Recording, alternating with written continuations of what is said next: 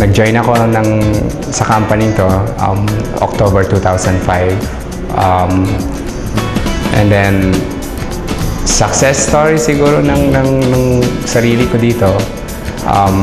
Kala ko hindi mabubuo yung group kasi maraming apprehension yung mga ini-invite namin nung time na yun. And at the same time, marami rin lumabas na ganitong company. So, ang naging puhunan lang talaga, tiyaga, tapos yung tulong na rin ng mga nakaupo sa company.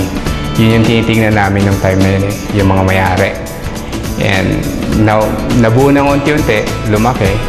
Hindi ko rin nakalain na 5 months ko lang siyang tatrabahuin kasi biglang dumating yung visa namin na binigyan kami ng taning ng Canadian Embassy na kailangan April 29, 2006 kailangan makalipad kami papuntang Canada.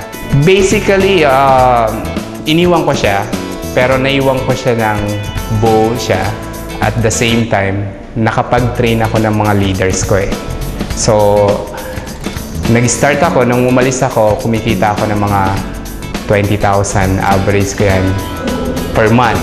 Nung nasa Canada na ako, so nakaka 1 year na rin ako sa Canada. May time na palaki ng palaki, hindi ko na talaga makontrol. Hanggang sa maging average ko, nag-average ako ngayon 100,000.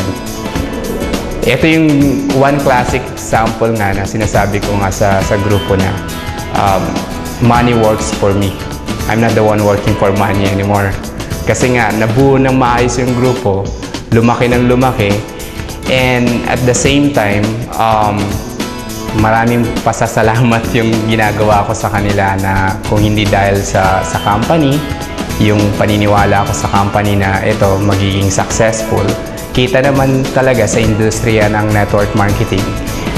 AIM Global, isa sa mga pinaka matatag na kumpanya pagdating sa network marketing.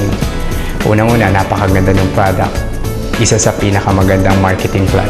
Tapos yung nasa likod ng company, hindi mo matatawaran ng kakayahan. Sila Doc Ed, Sir Jan, tapos Sir Francis, si Sir Isko. Haligi na yan ngayon. Kumbaga, tinitingala ng bawat company na gustong gayahin to. Yun lang, ang ano ko lang, pasasalamat sa kumpanya.